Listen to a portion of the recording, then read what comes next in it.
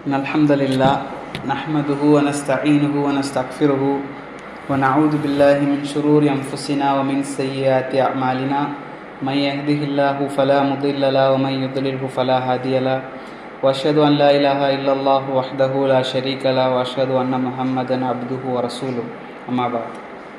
எல்லா புகழும் அகிலங்கள் அனைத்திற்கும் ஏக இறைவனாகிய தூணின்றி வான் படைத்த அல்லாஹ் ஒருவனுக்கே உரித்தானதாகும். அவனது சாந்தியும் சமாதானமும் அவனுடைய இறுதி தூதர் முஹம்மது ரசூலுல்லாஹ் ஸல்லல்லாஹு அலைஹி வஸல்லம் அவர்கள் மீதும், அவர்களை பின்பற்றி வாழ்ந்த சத்திய சஹாபாக்கள், தாபியின்கள், தபா தாபியின்கள், உலமாக்கள், நல்லோர்கள், நாம் நேசிப்பவர்கள், நம்மை நேசிப்பவர்கள் அனைவரின் மீதும் என்றென்றும் நின்று நிலவட்டுமாக. எல்லாமுள்ள அல்லாஹ்வின் நல்லடியார்களே, இன்றைக்கு நாம் பார்க்குறது அல்லாஹ்வுடைய தூதர் ஸல்லல்லாஹு அலைஹி வஸல்லம் அவர்கள் செய்த யுத்தத்தில் கடைசி யுத்தம் என்று சொல்லப்படக்கூடிய மக்கா வெற்றிக்கு பிறகு நடந்த யுத்தமான நபி அவர்களுடைய வாழ்க்கையில் நடந்த கடைசி யுத்தம், தபூக்குடைய யுத்தம் சம்பந்தமாக இன்ஷா அல்லாஹ் பார்ப்போம். இந்த யுத்தத்திலிருந்து என்னென்ன படிப்பினைகள் நாம் பெற்றுக்கொள்ளலாம் அப்படிங்கிற சம்பந்தமாக பார்ப்போம். அப்போ இந்த யுத்தம் எப்போ நடந்துச்சு அப்படின்னு சொன்னால், ரசூல் ஸல்லல்லாஹு அலைஹி வஸல்லம் அவர்கள் ஹிஜ்ரி 8 மக்கா வெற்றி பெறுறாங்க. மக்கா வெற்றி அடைவது ஹிஜ்ரி 8. அதுக்கு முன்னால் நிறைய யுத்தங்கள் நடந்திருக்கு. பத்ரு, உஹது, ஹந்தக்கு, ஹைபர் எல்லாம் இதுக்கு முன்னால் நடக்குது. ஹுனைன் கூட தபூக்கு முன்னால் தான் நடக்குது. அப்போ கடைசி யுத்தம் நபி அவர்களுடைய வாழ்க்கையில் சந்தித்த கடைசி யுத்தம் தான் என்ன? இந்த தபூக்குடைய யுத்தம். இந்த தபூக்கு எங்கே இருக்குது நமக்கு தெரியும். சவுதியில் இருக்கிற மக்களுக்கு நமக்கு தெரியும். ஒரு முக்கோண வடிவில் மதீனாவில் நபி ஸல்லல்லாஹு அலைஹி வஸல்லம் அவங்க இருக்கிறாங்க அப்படின்னா, தபூக் இங்கே இருக்குது, அதுலேருந்து மேலே போனால் சிரியா. அப்போ சிரியாவுக்கு தான் பயணம் பண்ணி போகிறாங்க. இப்போ அந்த யுத்தத்துடைய சமயத்தில் ரசூல் ஸல்லல்லாஹு அலைஹி வஸல்லம் அவர்கள் சிரியாவை நோக்கி பயணம் செய்கிறாங்க. ஏன் அப்படின்னு சொன்னால், அன்றைக்கு இருந்த சிரியா ரோம அரசாட்சி கீழே இருக்குது. ரோமர்கள் அதை கைப்பற்றி இருந்திருந்தாங்க. பைசாந்திய மன்னர்கள் அப்படின்னு சொல்லப்படக்கூடிய அந்த மன்னர்கள் கைப்பற்றியிருந்தாங்க. அப்போ அதை நோக்கி ஒரு நடைப்பயணமாக ரசூல் ஸல்லல்லாஹு அலைஹி வஸல்லம் போகிறாங்க. போகக்கூடிய நேரத்தில் நம்ம பார்த்தோம் அப்படின்னு சொன்னால், மதீனாவிலிருந்து தபூக் அப்படிங்கிற இடம் கிட்டத்தட்ட ஒரு 700 கிலோமீட்டர்கள் அளவுக்கு தூரம். அப்போது சரியான சூட்டுடைய நேரத்தில் ரசூல் ஸல்லல்லாஹு அலைஹி வஸல்லம் அவர்கள் மதீனாவிலேருந்து கிளம்புறாங்க. அப்போது எதுக்காக போகிறாங்க அப்படின்னு சொன்னால், தபூக்கில் போய் தங்கி இருந்து அங்கே இருந்து நபி ஸல்லல்லாஹு அலைஹி வஸல்லம் அவர்கள் உலகத்தில் இருக்கக்கூடிய எல்லா மன்னர்களுக்கும் கடிதங்கள் எழுதுவதற்காக போகிறாங்க. கடிதங்களை அங்கேருந்து அனுப்புனா லேசாக இருக்கும் அப்படின்னு. மதீனாவிலேருந்து அனுப்புறதை விட தபூக்கில் ஒரு சென்டர் பாயிண்டை வச்சு அங்கேருந்து அனுப்பணும் அப்படின்னு சொன்னால் அது லேசாக இருக்கும். அப்படிங்கிறதுனால அந்த பாயிண்டை சூஸ் பண்ணி ரசூல் ஸல்லல்லாஹு அலைஹி வஸல்லம் போகிறாங்க. அப்போ இந்த தபூக்குடைய யுத்தம் அந்த பேர் எப்படி வந்தது அப்படின்னு சொன்னால், எப்படி பத்ருடைய யுத்தத்துக்கு பத்ர் அப்படிங்கிற பேர் வந்ததோ, அதே போல் உஹதுடைய யுத்தத்துக்கு உஹதுடைய இடத்துல நடந்ததுனால அது உஹதுடைய யுத்தம். அதே போல் நேம் தான் தபூக்குடைய யுத்தத்துக்கும். அந்த இடத்தை வச்சு தான் அந்த போருடைய நேமும் தபூக்குடைய போர் என்பதாக அறியப்படுது. ஆனால் உண்மையிலே சொல்லப்போனால் தபூக் என்ற யுத்தத்தில் யுத்தமே நடக்கலை. உண்மையிலேயே தபூக்குடைய யுத்தம் என்பது யுத்தமே நடக்கலை. அப்போ ஏன் தபூக் யுத்தத்தை பற்றி பேசுகிறோம் அப்படின்னு சொன்னால், வரலாற்று நூட்கள், ஹதீஸ்களை எடுத்து பார்த்தா கிட்டத்தட்ட 30க்கும் மேற்பட்ட பக்கங்கள் போகுது. ஒரு யுத்தமே நடக்காத, யாருமே கொல்லப்படலை. யாராவது கொல்லப்பட்டாங்களா முஸ்லீம்கள் தரப்பில் அப்படின்னா யாரும் கொல்லப்படலை. காஃபிர்கள் தரப்பில் யாராவது கொல்லப்பட்டாங்களானா இல்லை. யாராவது சண்டை போட்டாங்களா அப்படின்னாலும் இல்லை. அப்போது இந்த தபூக்குடைய யுத்தத்தை பற்றி நாம் ஏன் படிக்கிறோம் அப்படின்னா, அதில் அவ்வளவு படிப்பினைகள் இருக்குது. தபூக்குக்கு போகிறதே ஒரு யுத்தமாக இருந்தது. சரியா? அப்போது ஏன் அப்படின்னு சொன்னால், முதலாவதாக கால சூழல். நபி ஸல்லல்லாஹு அலைஹி வஸல்லம் அவருடைய அந்த காலம் எப்படி இருந்தது அப்படின்னு சொன்னால், கடுமையான சூடு, நிழல் தரக்கூடிய காலம். மதீனாவாசிகளுக்கு நிழல் தரக்கூடிய ஒரு காலமாக சூட்டுடைய காலம் இருந்துச்சு. அந்த நேரத்தில் தான் பேரித்தம்பழங்கள் கொளுத்து வரக்கூடிய காலம். குளிர் காலத்தில் பேர்த்தம்பழங்கள் வராது. சூட்டுடைய காலத்தில் பேர்த்தம்பழங்கள் நல்ல பருவம் அடையக்கூடிய காலம். அதே மாதிரி பிஸ்னஸ், நிறைய பொருளாதார ரீதியாக அதை பறித்து விற்கக்கூடிய காலம் என்பதனால அல்லாஹ் ரப்புல் ஆலமீன் ஏற்படுத்தின மிகப்பெரிய ஒரு சோதனை தான் அந்த காலத்தில் முஸ்லீம்களில் யாரெல்லாம் அந்த தபூக்குக்கு வருகிறார்கள் என்று சோதிப்பதற்காக அல்லாஹ் ஏற்படுத்தின ஒரு யுத்தம் தான் இந்த யுத்தம். அப்புறம் ரசூல் ஸல்லல்லாஹு அலைஹி வஸல்லம் அவங்க சொல்கிறாங்க, நாம் எல்லாம் சிரியாவுக்கு போக போகிறோம், கிளம்புங்க அப்படின்னு. மக்கா வெற்றியெல்லாம் முடிஞ்சுது, முஸ்லீம்கள் எல்லாம் அமைதியாக இருக்கிறாங்க. திடீர்னு ரசூல் ஸல்லல்லாஹு அலைஹி வஸல்லம் சொல்கிறாங்க, சிரியாவுக்கு பயணிப்போம் வாங்க அப்படின்னு. அப்போது சிரியா என்பது மதீனாவுக்குலேருந்து மக்காவுக்கோ, மக்காலேருந்து மதீனாவுக்கு போகக்கூடிய தூரம் அல்ல, அதிகப்படியான தூரம் அப்படிங்கிறது நமக்கு தெரியும். அப்போ ரசூல் ஸல்லல்லாஹு அலைஹி வஸல்லம் அவங்க பார்க்குறாங்க, முஸ்லீம்களுடைய கூட்டத்தை எடுத்துக்கிட்டால் பயங்கரமான கூட்டம். மக்கா வெற்றிக்கு முன்பு வரைக்கும் ரசூல் ஸல்லல்லாஹு அலைஹி வஸல்லம் இடத்துல ஒரு லிஸ்ட் இருந்துச்சு. ரசூல் ஸல்லல்லாஹு அலைஹி வஸல்லம் சஹாபாக்கள் கேட்டிருந்தாங்க, முஸ்லீம்களுடைய எல்லாருடைய பெயர் லிஸ்ட்டும் எனக்கு வேணும் அப்படின்றாங்க. அப்போ அவர்களுக்கு கொடுக்கப்படுகிறது யார் யாரெல்லாம் முஸ்லீம்கள் அப்படிங்கிற லிஸ்ட்டு ரசூல் ஸல்லல்லாஹு அலைஹி வஸல்லம் இடத்துல இருக்கு. ஆனால் தபூக்குடைய யுத்தத்தை பார்த்தீங்கன்னா அந்த காலகட்டத்தில் லிஸ்ட்டே கிடையாது. அந்த அளவுக்கு முஸ்லீம்கள், மக்கா வெற்றியோடு 10,000க்கு மேற்பட்ட முஸ்லீம்கள் வராங்க. அந்த கடைசி வலைக்கும் சலாம் அந்த கடைசி உரை சமயத்தில் 1,00,000க்கும் மேற்பட்ட மக்கள் இஸ்லாத்தின் பக்கம் வர்றாங்க. அப்போ தபூக்குக்கு முன்பு இருந்த முஸ்லீம்களுடைய கூட்டமும் தபூக் நடத்தக்கூடிய நேரத்தில் முஸ்லீம்களுடைய கூட்டத்தை பார்த்தா அதிகம் லிஸ்ட் இல்லை. அப்போ ரெண்டு விஷயம், காலம் ஒன்று என்ன செய்யுது தடுக்குது. ஒன்று சூட்டுடைய காலம், வியாபாரத்துடைய காலம், உலக ஆசை உள்ளவங்க வரமாட்டாங்க. இரண்டாவது முஸ்லீம்களுடைய லிஸ்ட் ரசூல் ஸல்லல்லாஹு அலைஹி வஸல்லம் இடத்துல இல்லை. யார் வந்தாங்க யார் வரலைங்கிற கண்டுபிடிக்க முடியாத ஒரு சூழல். என்ன சொல்லலாம், நான் வந்தேன் நான் வரலைன்னு சொல்லிட்டு போயிடலாம். அந்த மாதிரி ஒரு சோதனையான ஒரு காலத்தில் ரசூல் ஸல்லல்லாஹு அலைஹி வஸல்லம் அவர்கள் இருந்து கொண்டிருக்கிறார்கள். அப்போ இது ஒரு பெரிய ஒரு டெஸ்ட். அப்போ அல்லாஹ் ரப்பல் ஆலமீன் குர்ஆனில் ஒரு வசனத்தில் சொல்லுவான், உங்கள் கைகளை நஷ்டத்தின் பக்கம் நீங்கள் கொண்டு செல்லாதீர்கள். அப்படி உங்கள் கைகளை நஷ்டத்தின் பக்கம் இட்டு செல்லாதீர்கள், அழிவின் பக்கம் இட்டு செல்லாதீர்கள். அப்போ அபு அய்யூப் அல் அன்சாரி ரதியல்லாஹு அன்ஹு சொல்றாங்க, இந்த வசனத்துக்கு நீங்கள் கொடுக்கக்கூடிய விளக்கம் இருக்கின்றதே இது தவறான விளக்கம். இதுக்கு சரியான விளக்கம் என்ன தெரியுமா? அவங்க தஃப்சீர் சொல்றாங்க, மக்காவுடைய வெற்றி அடைந்து விட்டீர்கள், மக்காவோடு வெற்றியோடு இஸ்லாம் முழுமையடையவில்லை. இன்னும் நீங்கள் உங்களுடைய கைகளை பொருளாதாரத்தை தேடுவதின் பக்கமும் இஸ்லாத்தை விட்டு ஒதுங்கக்கூடியதின் பக்கமும் உங்களுடைய கைகளை கொண்டு செல்லாதீர்கள். நீங்கள் இன்னமும் இஸ்லாத்தை மக்களுக்கு பிரச்சாரம் செய்யக்கூடிய வேலை உங்களுக்கு இருக்கிறது. அதுதான் இந்த குர்ஆனுடைய வசனத்துடைய விளக்கம் என்பதாக அபு அய்யூப் அல் அன்சாரி ரதியல்லாஹு அன்ஹு அவர்கள் சொல்றாங்க. அப்போ ரசூல் ஸல்லல்லாஹு அலைஹி வஸல்லம் அவர்கள் இந்த தபூக்குக்கு மக்களை அழைக்க ஆரம்பிக்கிறார்கள். வாங்க எல்லாரும் தபூக்கு, அதாவது தபூக்குன்னு அழைக்கல, சிரியாவுக்குன்னு அழைக்கிறார்கள். சிரியாவுக்கு நாம் எல்லாம் பயணித்து போவோம் என்பதாக ரசூல் ஸல்லல்லாஹு அலைஹி வஸல்லம் அவர்கள் அறிவிக்கிறார்கள். அறிவித்த உடனே அங்கே இருந்த முனாஃபிக்குகளுக்கெல்லாம் பார்த்தா பயங்கர கஷ்டமாயிடுச்சு. என்னடா இது, இவ்வளவு நாள் சண்டை போட்டோம், பத்ரு உஹது அது இது, முஸ்லீம்களுக்கு பிரச்சனை இல்லை, எங்க ரசூல் ஸல்லல்லாஹு அலைஹி வஸல்லம் கூட்டாலும் வந்துருவாங்க. ஆனால் முனாஃபிக்குகளுக்கு என்ன சிரமமாக இருந்ததுன்னா, அவங்க இஸ்லாமியர்கள் இல்லை, ஆனால் வெளிப்படையில் இஸ்லாத்தை காட்டி கொண்டு இருக்கிறாங்க. அப்போ போர்களுக்கும் அவங்க செல்ல வேண்டி இருக்கு. ஆனால் தபூக்கு வரைக்கும் எதுக்கு போகணும்? இப்போதான் மக்கா வெற்றி அடைஞ்சாச்சு, இதுக்கு பிறகு சும்மா இருக்க வேண்டியதானே, எதுக்கு அங்கே போயிட்டு இங்கே போயிட்டு அப்படின்பதாக முனாஃபிக்குகள் நினைக்கிறாங்க. அப்போ முனாஃபிக்குகள் சொல்றாங்க ரசூல் ஸல்லல்லாஹு அலைஹி இடத்துல, ஏதோ முஸ்லீம்களுக்கு மேலே இறக்கப்பட்டு சொல்ற மாதிரி சொல்றாங்க, யா ரசூலல்லாஹ் ரொம்ப சூட்டுடைய காலமாக இருக்குது, போக வேணாம், கொஞ்சம் சூடெல்லாம் குறையட்டுமே போகும் அப்படிங்கிற மாதிரி முனாஃபிக்குகள் என்ன செய்கிறாங்க சொல்றாங்க. அப்போ ரசூல் ஸல்லல்லாஹு அலைஹி வஸல்லம் அப்படி சொன்னதற்கு பிறகு ரசூல் ஸல்லல்லாஹு அலைஹி வஸல்லம் அவர்கள் அதை செவியேற்கவில்லை. காரணம் என்ன அப்படின்னு சொன்னால், முதலாவதாக நம்ம சொன்ன மாதிரி தூரம் தடையாக இருக்குது, உணவு எல்லாம் தயார் செய்யப்பட வேண்டும்.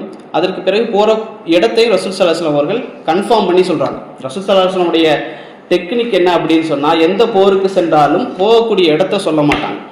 ஆனால் சிரியாவுக்கு போகக்கூடிய இந்த போரின் சமயத்தில் ரசூல் ஸல்லல்லாஹு அலைஹி வஸல்லம் தெளிவாக சொல்கிறாங்க, சிரியாவுக்கு தான் நாம் போகிறோம் அப்படிங்கிறத தெளிவாக அறிவிப்பு செய்கிறாங்க.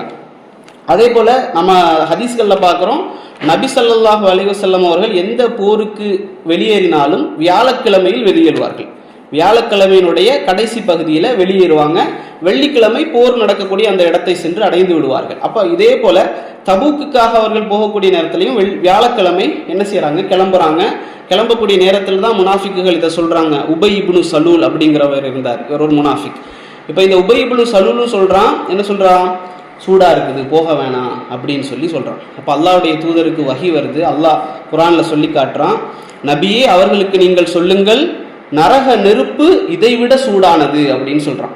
அல்லாஹ் ரப்புல் ஆலமீன் சொல்கிறான், அவர்களுக்கு மார்க்க விளக்கம் இருந்திருந்தால், அவர்களுக்கு நல்ல மார்க்க விளக்கம் இருந்திருந்தால் அவர்கள் இதை சூடு என்றாங்க, அவங்களுக்கு சொல்லுங்க நரக நெருப்பு இதைவிட சூடானது, அவர்கள் அறிந்து கொள்ள வேண்டாமா அப்படின்னு சொல்லி அல்லாஹ் சொல்கிறான். இப்போ இதில் நமக்கு ஒரு படிப்பினை என்ன அப்படின்னா, நம்ம ஒரு பள்ளிவாசலுக்கு போகிறோம், சில நேரங்களில் கரண்ட் இல்லை, அல்லது பள்ளிவாசலுக்கு துஹருடைய சமயத்திலையோ அசருடைய சமயத்திலையோ போகிறோம், கொஞ்சம் வெயில் ஜாஸ்தியாக இருக்குது, நடந்து போகிறதுக்கு உள்ளத்தில் ஒரு மடி, அப்போ அது ஒரு நிஃபாக்குடைய தன்மை வெளிப்படுது நம்ம இடத்துல, ஷைத்தான் அதை என்ன செய்யறான், ஏற்படுத்துகிறான். அப்போ நமக்கு இந்த குர்ஆனுடைய வசனம் நினைவுக்கு வரணும். அல்லாஹ் என்ன சொல்கிறான், அவர்கள் அறிந்து கொள்ள வேண்டாமா நரக நெருப்பு இதைவிட சூடானது. அப்போ அதை பொறுத்து கொண்டு நாம் போகக்கூடிய நேரத்தில் அஜ்ர் அதிகம், அதனுடைய கூலி என்பது அதிகம் அப்படிங்கிறத நாம விளங்கி கொள்ளணும். அப்ப அல்லாஹ் தொடர்ச்சியாக அதுல சொல்லி கொண்டு வரான், அவர்கள் அறிந்து கொள்ள வேண்டும், நரக நெருப்பு சூடானது, மார்க்க விளக்கம் இருந்தால் அவர்கள் அறிந்து கொள்வார்கள், அவர்கள் உலகத்தில் குறைவாகவே சிரிக்கட்டும், அதிகமாக அழட்டும் அப்படின்னு சொல்லி அல்லாஹ் சொல்லி காட்டுகின்றான். அப்போ இந்த அறிவிப்பை செஞ்சதற்கு பிறகு போகுவதற்கு செலவுக்கு பைசா இல்லை, பைத்துல் மால்ல நபி ஸல்லல்லாஹு அலைஹி வஸல்லம் இடத்துல காசு இல்லை, ஒட்டகம் இல்லை, எதுவுமே இல்லை. அப்போ நபி அவங்க சொல்றாங்க, செலவுக்கு அவர்கள் எதையெல்லாம் வைத்திருக்கிறார்களோ அதையெல்லாம் கொண்டு வரட்டும், ஆனால் கண்டிப்பாக வரணும். உங்களிடத்துல ஒட்டகம் இருந்தால் ஒட்டகத்தை கொண்டு வாங்க, உணவு இருந்தால் உணவை கொண்டு வாங்க, ஆனால் நீங்கள் கண்டிப்பாக வரணும், எல்லாவற்றையும் தயார் செய்து வைத்துக் கொள்ள வேண்டும் அப்படின்னு சொல்கிறாங்க. அப்போ உஸ்மான் ரலியல்லாஹுடைய கூட்டம் அதே நாள் என்ன செய்யுதுன்னு சொன்னால், வியாபார கூட்டத்துக்கு போன அந்த கூட்டம் வியாபார பொருட்களோடு வருது. அப்போ ரசூல் ஸல்லல்லாஹு அலைஹி வஸல்லம் சொல்கிறாங்க, இந்த பொருட்களை யாரெல்லாம் வாங்குவார்களோ, வாங்கி இந்த போருக்காக தருகிறார்களோ அவர்களுக்கு அல்லாஹ் சுவனத்தை கொண்டு நன்மாராயம் சொல்றான் அப்படின்னு சொல்றாங்க. உஸ்மான் ரலியல்லாஹு அன்ஹு என்ன செய்யறாங்க, உடனே அந்த மொத்த கண்டெய்னர், நம்ம பாஷையில சொன்னோம்னா கண்டெய்னர், அந்த மொத்த கண்டெய்னரையும் தபூக்குக்காக தருகிறேன் யா ரசூலல்லாஹ் அப்படின்னு சொல்லி மொத்த அந்த கண்டெய்னரையும் என்ன செய்யறாங்க, நபி அவர்களுக்கு கொடுக்குறாங்க. அல்லாஹ்வுடைய தூதர் ஸல்லல்லாஹு அலைஹி வஸல்லம் அவர்கள் அவருடைய பரக்கத்துக்காக துஆ செய்யறாங்க. அப்போ இந்த சமயத்துல இதுவெல்லாம் அப்படியே நடந்து கொண்டு இருக்குது, போருக்காக தயாரிச்சுக்கிட்டு இருக்கிறாங்க. அப்போ அபு மூசா அல் அஷ்ஷரி ரலியல்லாஹு அன்ஹு வராங்க. அவர்களிடத்துல ஒரு 3 தோழர்கள் இருக்கிறாங்க. இந்த நபி தோழர் இடத்துல 3 தோழர்கள் இருக்கிறாங்க. அப்போ அபு மூசா அல் அஷ்ஷரி ரலியல்லாஹு அன்ஹு சொல்றாங்க, யா ரசூலல்லாஹ், என்னிடத்துல 3 தோழர்கள் இருக்கிறாங்க, அவர்களும் இந்த போருக்கு வருவதற்கு என்ன செய்யறாங்க, ஆசைப்படுறாங்க, அவர்களையும் நீங்கள் சுமந்து செல்ல முடியுமா அப்படின்னு கேட்கிறாங்க. அவர்களிடத்துல ஒட்டகம் இல்லை, அவர்களிடத்துல உணவில்லை, அவர்களையும் நீங்கள் சுமந்து செல்ல முடியுமா அப்படின்னு சொல்லி அல்லாஹ்வுடைய தூதர் இடத்துல அபு மூசா அல் அஷ்ஷரி ரலியல்லாஹு அன்ஹு அவர்கள் கேட்கக்கூடிய நேரத்துல அல்லாஹ்வுடைய தூதர் ஸல்லல்லாஹு அலைஹி வஸல்லம் சொல்றாங்க, என்னிடத்தில் எதுவும் இல்லை, பைத்துல் மால்ல எதுவுமே இல்லை, என்னால சுமந்து செல்ல முடியாது அப்படின்னு சொல்றாங்க. அப்படி சொன்னவுடன் அபு மூசா அல் அஷ்ஷரி ரலியல்லாஹு அன்ஹு அவர்கள் திரும்ப திரும்ப திரும்ப திரும்ப கேட்குறாங்க அல்லாஹ்வுடைய தூதர் இடத்துல, எப்படியாவது கூட்டிட்டு போங்க, எப்படியாவது அவர்களையும் கூட்டிட்டு போயிருங்க, அவர்கள் போருக்கு வருவதற்கு ஆசைப்படுறாங்க. முனாஃபிக்குகள் எப்படி ஆசைப்படுறாங்க, எப்படியாவது காரணம் சொல்லி தப்பிச்சிடலாம், சூடா இருக்கு, அப்படி இருக்கு, இப்படி ஒரு கூட்டம். ஆனால் சஹாபாக்கள்ல ஒரு கூட்டம் எப்படி இருக்கு, எப்படியாவது எங்களை கூட்டிட்டு போங்க அப்படின்னு சொல்லி கெஞ்சுறாங்க. அப்ப திரும்ப திரும்ப திரும்ப திரும்ப கேட்ட உடனே அல்லாஹ்வுடைய தூதர் சொன்னாங்க, சரி வரட்டும் அப்படின்றாங்க. சரி வரட்டும் அப்படின்னு சொல்லி கோவத்துல சொல்றான். கோவத்துல சொன்ன உடனே அபு மூசா அல் அஷ்ஷரி ரலியல்லாஹு அன்ஹு புரிந்து கொண்டாங்க. புரிந்து கொண்டு தோழர்களிடத்துல போய் சொல்றாங்க, இந்த மாதிரி உங்களை கூட்டிட்டு போக முடியாதுன்னு நபி அவங்க சொல்லிவிட்டாங்க அப்படி. இந்த வார்த்தையை கேட்ட உடனே அந்த 3 நபி தோழர்களும் கண்ணீர் விட்டு அழுது கொண்டே திரும்பி சென்றார்கள். அப்ப இந்த வசனத்தை சூரத் தௌபாவினுடைய 9வது அத்தியாயத்தினுடைய 92வது வசனத்திலிருந்து நீங்க பாத்தீங்கன்னு சொன்னா வரிசையாக அல்லாஹ் சொல்லி கொண்டு வருவான் இந்த சம்பவத்தை. அதுல அல்லாஹ் ரப்பல் ஆலமீன் இந்த 3 பேரும் அழுது கொண்டு திரும்பினார்களே, அது அல்லாஹ்வுடைய அர்ஷை போய் எட்டியது. அல்லாஹ் அவர்கள் மூலியமாக அவர்களை குறித்து ஒரு குர்ஆன் வசனத்தை இறக்கி வைக்கிறான். உங்களிடத்தில் வந்து எங்களை சுமக்க முடியுமா என்று கேட்டுவிட்டு நீங்கள் முடியாது என்று சொன்னவுடன் திரும்பி அழுது கொண்டு சென்றார்களே, அவர்களை அல்லாஹ் மன்னித்து விட்டான் அப்படின்னு சொல்லி அல்லாஹ் குர்ஆன் வசனத்தை இறக்குறான். அப்படி அவர்கள் போய்கொண்டிருக்கக்கூடிய நேரத்துல ஒரு வியாபார கூட்டம் வருது. அந்த வியாபார கூட்டத்தினுடைய பொருட்கள் வந்து குவிஞ்சிருது. குவிஞ்ச உடனே அல்லாஹ்வுடைய தூதர் ஸல்லல்லாஹு அலைஹி வஸல்லம் அவர்கள் ஒரு அறிவிப்பாளரை அழைச்சி சொல்றாங்க, யாரெல்லாம் போக முடியாதுன்னு சொல்லி இருந்தாங்களோ அவங்களெல்லாம் திருப்பி கூப்பிடுங்க, அவங்களையும் சுமந்து செல்லலாம் அப்படின்றாங்க. அப்படி அறிவிப்பாளர் சத்தம் போட்டு அழைச்ச உடனே அபு மூசா அல் அஷ்ஷரி ரலியல்லாஹு அன்ஹுடைய காதுல விழுது. அபு மூசா அஷ்ஷரி என்ன செய்யறாங்க, உடனே போய் தோழர் இடத்துல சொல்றாங்க, இந்த மாதிரி ஒரு அறிவிப்பாளர் வந்து அறிவிச்சிருக்கிறாரு, நீங்க மறுபடியும் வரலாமா அப்படின்னு. ஆனா என்ன செய்யல, அபு மூசா அஷ்ஷரி ரலியல்லாஹு அன்ஹு சொல்றாங்க, நான் தான் உங்களை போக வேணாம்னு சொன்ன மாதிரி நீங்க நினைச்சிடக்கூடாது இல்ல, அதனால நீங்களும் நபியோடத்துல வாங்க, நானும் போறேன், நீங்களும் வாங்க, அங்க போய் நபி அவங்க சொல்ற மாதிரி நீங்க நடந்து கொள்ளுங்க அப்படின்னு சொல்றாங்க. அப்ப 4 பேராக நபி இடத்துல வராங்க. நபி ஸல்லல்லாஹு அலைஹி வஸல்லம் அவர்கள் நடந்தது எல்லாம் சொல்றாங்க. முன்னால எனக்கு பொருள் இல்லாம இருந்துச்சு, அதனால தான் நான் வர வேணாம் அப்படின்னு சொன்னேன், இப்போ எனக்கு பொருள் வந்துருச்சு, அதனால நீங்களும் வரலாம் என்று சொன்னவுடன் மகிழ்ச்சியாக அந்த 3 பேரும் அல்லாஹ்வுடைய தூதருடைய அந்த பொருட்களின் மூலமாக சுமந்து செல்லப்பட்டார்கள் அப்படின்னு சொல்லி பார்க்கிறோம். அடுத்ததாக காரணம் சொல்பவர்கள் அப்படின்னு சொல்லி அல்லாஹ் குர்ஆன்ல சொல்லி காட்டுறான். காரணம் சொல்பவர்கள் யார் அப்படின்னு சொன்னா முனாஃபிக்குகள். அவங்க என்ன காரணம் சொன்னாங்க, நிறைய காரணம் சொன்னாங்க. அதாவது சூடு அதிகமாக இருக்கு, எனக்கு பிஸ்னஸ் இந்த மாதம்தான் பிஸ்னஸ் நடக்கும். அதே மாதிரி என்னுடைய குழந்தை அதாவது வாப்பா அம்மா வயது முதிர்ந்த நிலையில இருக்கிறாங்க, அவங்கள கவனிக்கணும். குழந்தை நோய்வாய்ப்பட்டு இருக்கிறது, அதை கவனிக்கணும். இப்படின்னு சொல்லி நிறைய பேர், கிட்டத்தட்ட 80க்கும் மேற்பட்ட முனாஃபிக்குகள் காரணம் சொல்லி சொல்லி சொல்லி சொல்லி அல்லாஹ்வுடைய தூதரிடத்திலிருந்து தப்பிக்கிறாங்க, நாங்க வரல அப்படின்னு சொல்லி. அப்ப அல்லாஹ் குர்ஆன் வசனத்தை இறக்கி வைக்கிறான், அவர்கள் காரணம் சொன்னார்கள் என்று சொன்னால், யாராவது உங்களிடத்தில் வந்து நான் வரவில்லை என்று காரணம் சொன்னாங்க அப்படின்னு சொன்னா அவங்கள விட்டுருங்க. அவர்களிடத்தில் நலவை அல்லாஹ் கண்டிருந்தால் உங்களோடு கொண்டு வந்து சேர்த்திருப்பான். அவர்களிடத்திலிருந்து உங்களுக்கு எந்த நலவும் வராது என்று அல்லாஹ் அறிந்திருந்தால் அவர்களை உங்களிடத்திலிருந்து பிரித்திருப்பான். இது எதுக்கு? நம்ம தாவாக்கும் இதுதான். நம்ம பல பேரை பயான் புரோகிராமுக்கோ எதுக்காகவோ அழைக்கிறோம். அவர்கள் வருவதனால் அல்லாஹ் அதன் மூலம் ஒரு நலவு வைத்திருந்தால் கொண்டு வந்து சேர்ப்பான். அல்லது அவர்கள் மூலம் நலவு இல்லை என்றிருந்தால் அல்லாஹ் அவர்களை விட்டு நம்மை பிரித்திருப்பான் என்ற ஒரு படிப்பினையும் இருக்கு. அப்போ அல்லாஹ் இந்த குர்ஆன் வசனத்தை இறக்கியவுடன் அப்போ மக்கள் என்ன செய்யறாங்க அப்படின்னு சொன்னா, மதீனாலே தங்கிடுறாங்க. முனாஃபிக்குகள் 80க்கும் மேற்பட்ட முனாஃபிக்குகள் மதீனால தங்குறாங்க. அப்ப அல்லாஹ்வுடைய தூதரிடத்துல காரணம் சொல்லி சொல்லி சொல்லி சொல்லி தங்குறாங்க. அதுல உபய் இப்னு சலூலும் இருக்கிறான். உபய் இப்னு சலூலும் அங்கே இருக்கிறான். என்ன செய்யறான்? அவன் ஒரு காரணத்தை சொல்லி அங்க உட்கார்ந்து இருக்கிறான். அப்ப நபி ஸல்லல்லாஹு அலைஹி வஸல்லம் அவர்கள் யோசிக்கிறாங்க, முஸ்லிம்கள் எல்லோரும் தபூக்கை நோக்கி போயிட்டு இருக்கிறோம், ஆனா இங்க முனாஃபிக்குகள் என்ன செய்யறாங்க? மதீனால உட்கார்ந்து இருக்கிறாங்களே, குழந்தைகள் உட்கார்ந்து இருக்கிறாங்களே, பெண்கள் உட்கார்ந்து இருக்கிறாங்களே, அப்ப எப்படி முனாஃபிக்குகளோடு நம்மளுடைய குடும்பத்தையும் பிள்ளைகளையும் விட்டு செல்வது அப்படின்னு சொல்லி அல்லாஹ்வுடைய தூதர் அலி ரலியல்லாஹு அன்ஹு அவர்களை அழைத்து என்ன செய்யறாங்க அப்படின்னு சொன்னா, அலியே நீங்க என்ன செய்யுங்க, மதீனாவிலே தங்கி விடுங்கள், இந்த எல்லோருக்கும் நீங்கள் பொறுப்பாக இருங்க அப்படின்னு சொல்லி அல்லாஹ்வுடைய தூதர் அலி ரலியல்லாஹு அன்ஹு அவர்களுக்கு அந்த கட்டளையை போடுறாங்க. அலி ரலியல்லாஹு அன்ஹு கேட்குறாங்க, யா ரசூலல்லாஹ் நீங்க தபூக்குக்கு போறீங்க, நான் பெண்களோடும் குழந்தைகளோடும் இந்த ஊர்ல இருக்கணுமா அப்படின்னு கேட்குறாங்க. இப்போ அல்லாஹ்வுடைய தூதர் ஸல்லல்லாஹு அலைஹி வஸல்லம் சொல்றாங்க, மூசாவிற்கு ஹாரூன் இருந்தது போன்று எனக்கு நீ இருப்பதை நீ விரும்பவில்லையா அலியே அப்படின்னு கேட்குறாங்க. அப்போ அலி ரலியல்லாஹு சொல்றாங்க, விரும்புகிறேன் யா ரசூலல்லாஹ் அப்படின்னு சொல்லி தங்கிடுறாங்க. தங்கினதுக்கு பிறகு முனாஃபிக்கள் என்ன செய்யறாங்க, இன்னும் அலி ரலியல்லாஹு இடத்துல போய் சொல்றாங்க, அலியே ரசூல் ஸல்லல்லாஹு அலைஹி வஸல்லம் ஏன் திரும்ப உன்னை இங்கே விட்டுட்டு போறாங்க, நீ இங்கே இருந்த அப்படின்னு சொன்னா அவங்களுக்கு பாரம் குறையும், உன்னை கூட்டிட்டு போறதுக்கு அவங்களுக்கு கஷ்டம், அதனால தான் சொன்னாங்க. எதுக்கு? அலி ரலியல்லாஹு அந்த ஊரை விட்டு போகணும். மதீனா விட்டு போனா பெண்களையும் குழந்தைகளையும் கொல்வதற்கு அவர்களுக்கு ஒரு லேசு முனாஃபிக்குகளுக்கு. அப்போ அலி ரலியல்லாஹு என்ன செய்யறாங்க, அப்படியா அப்படின்னு சொல்லி திரும்பவும் அல்லாஹ்வுடைய தூதர் இடத்துல போறாங்க. போய் யா ரசூலல்லாஹ் நானும் வருகிறேன், நான் இந்த குழந்தைகளோடும் பெண்களோடும் இருப்பது கிடையாது, நான் உங்களுக்கு பாரமாக வரப்போவதில்லை, நான் வர்றேன் அப்படின்றாங்க. மறுபடியும் அல்லாஹ்வுடைய தூதர் ஸல்லல்லாஹு அலைஹி வஸல்லம் கேட்குறாங்க, என்னுடைய குடும்பத்துக்கும் உன்னுடைய குடும்பத்துக்கும் மதீனாவாசிகள் அனைவருக்கும் உன்னை பொறுப்பாக நியமித்து வித்து போகிறேன் அலியே, மூசாவுக்கு ஹாரூன் இருந்த மாதிரி நீ எனக்கு இருப்பதை விரும்பவில்லையா? அல்லாஹ்வுடைய தூதர் அதோடு நிறுத்தவில்லை, வலாக்கின் லா நபிய பாதி, எனக்கு பிறகு நபி இல்லை. ஏன்? மூசா அலைஹிஸ்ஸலாம் அவர்களுக்கு பிறகு ஹாரூன் நபியாக இருந்தார். அப்ப இந்த வசனம் அல்லாஹ்வுடைய தூதர் இந்த ஒரு வார்த்தையை சொல்லாம விட்டிருந்தா அலி ரலியல்லாஹு அன்ஹு அவர்களை நபியாக அப்படியே அங்கீகரிச்சிருப்பாங்க.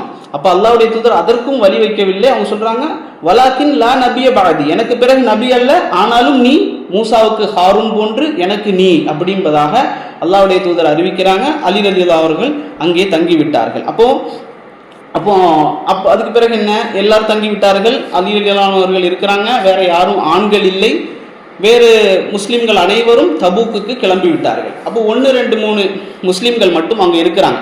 அவங்க கொஞ்சம் லேட்டாக கிளம்புறாங்க, அது சம்பந்தமாக நம்ம வருவோம் இன்ஷா அல்லாஹ். அப்போ ரசூல் ஸல்லல்லாஹு அலைஹி வஸல்லம் அவர்கள் பயணம் போய்கிட்டே இருக்கிறாங்க. பாலைவனத்தில் நடந்து நடந்து நடந்து நடந்து தபூக்கை நோக்கி போய்கொண்டிருக்கிறாங்க. போய்கொண்டிருக்கக்கூடிய நேரத்தில் தூரத்தில் ஒரு மனிதர் வரக்கூடிய காட்சி அல்லாஹ்வுடைய தூதர் ஸல்லல்லாஹு அலைஹி வஸல்லம் அவரை பார்க்குறாங்க. அப்போ அல்லாஹ்வுடைய தூதர் சொல்றாங்க, வரக்கூடியவர் அபூ ஹைத்தமாவாக இருக்கும் அப்படின்னு சொல்றாங்க.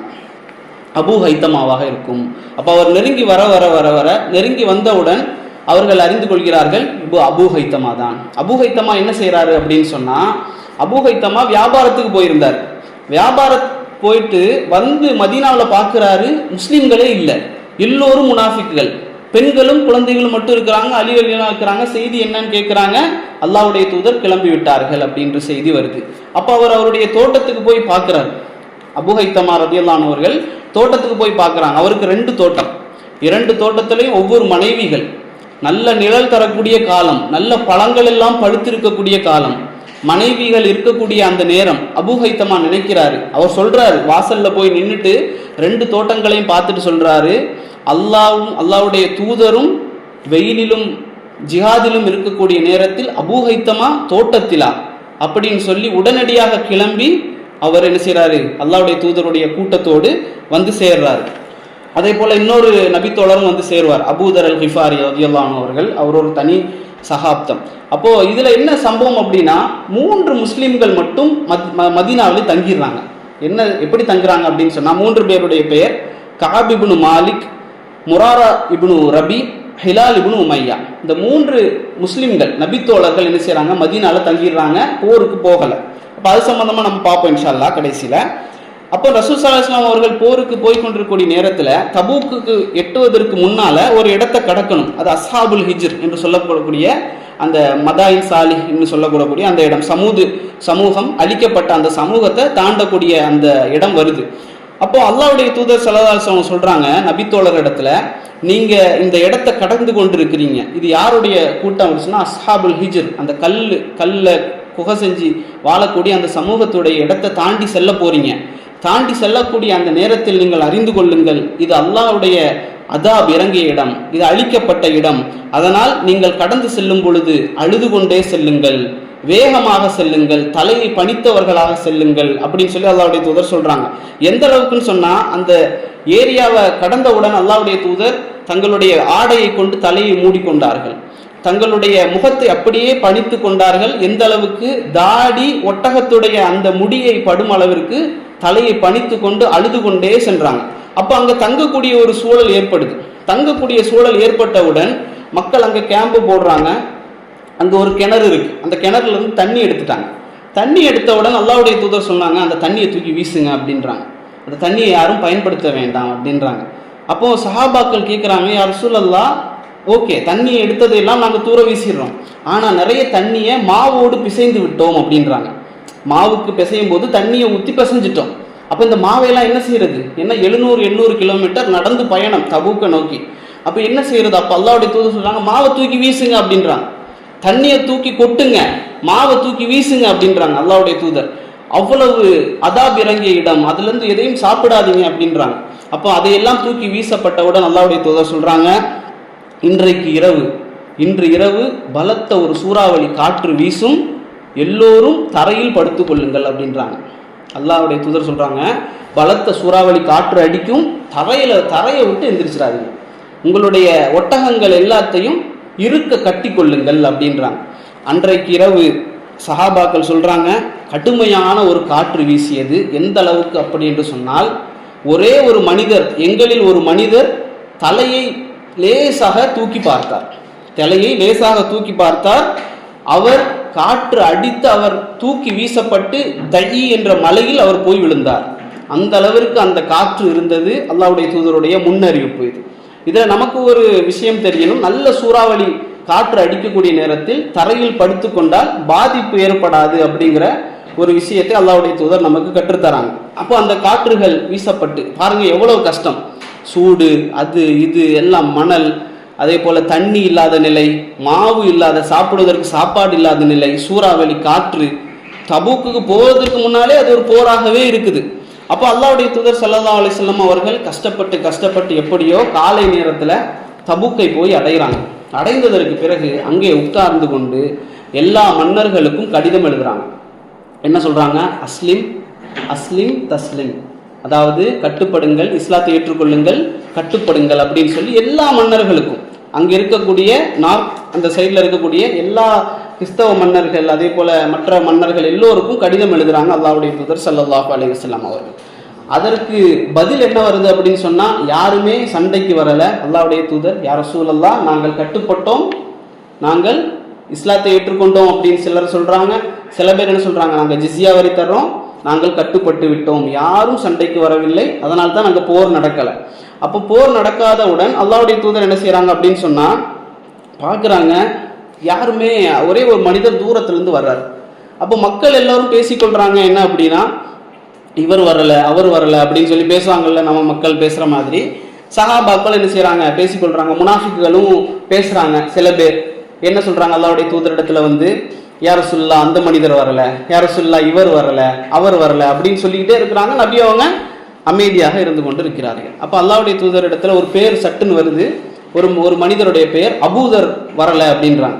அப்ப அல்லாஹ்வுடைய தூதர் அப்படியே பார்த்துட்டு சொல்றாங்க, அப்படியே ஏக்கத்துல இருக்கிறாங்க, அபூதர் வரலையே அப்படின்னு. அப்ப அபூதர் வரலையேன்னு பார்த்து கொண்டிருக்கக்கூடிய நேரத்துல தூரத்துல இருந்து ஒரு மனிதர் வரக்கூடிய ஒரு காட்சி விளங்குது. அப்போ யாருன்னு பார்த்தா அந்த மனிதர் மூட்டையெல்லாம் சுமந்து கொண்டு, பெரிய பெரிய மூட்டையெல்லாம் சுமந்து கொண்டு நடந்து வந்துட்டு இருக்கிறாங்க. அப்ப அல்லாஹ்வுடைய தூதர் சொல்றாங்க, இது அபூதராக இருக்கட்டுமே அப்படின்றாங்க. அல்லாஹ்வுடைய தூதர் ஆசைப்படுறாங்க, இது அபூதராக இருக்கட்டுமே அப்படின்றாங்க. இந்த ஏன் அபூதர் வந்து ஒரு தனி சகாப்தம் அப்படின்னு நம்ம சொன்னேன், அது அபூதர் ரலியல்லாஹு பத்தி ஒரு சின்ன ஒரு அவங்க வாழ்க்கை, பெரிய வாழ்க்கை, அதை சின்ன ஒரு சுருக்கமாக சொல்லணும் அப்படின்னா, அபூதர் கிஃபாரி ரலியல்லாஹு அவர்கள் வந்து கிஃபார் குலத்தை சார்ந்தவங்க. மக்காவிலிருந்து தூரமாக வெளியில வசிச்சு வந்தவங்க.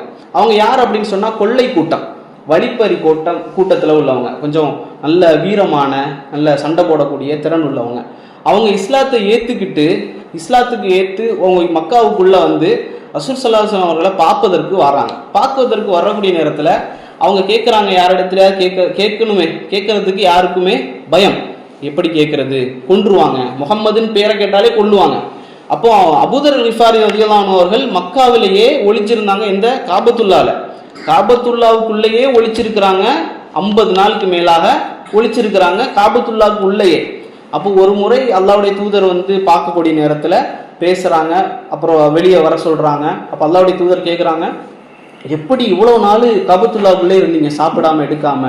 அப்போ அவர் சொல்றாரு, ஜம்சம் மட்டுமே எனக்கு போதுமானதாக இருந்தது, இதை குடிச்சே எனக்கு உடம்பு வச்சிருச்சு அப்படின்னு சொல்லுவாங்க.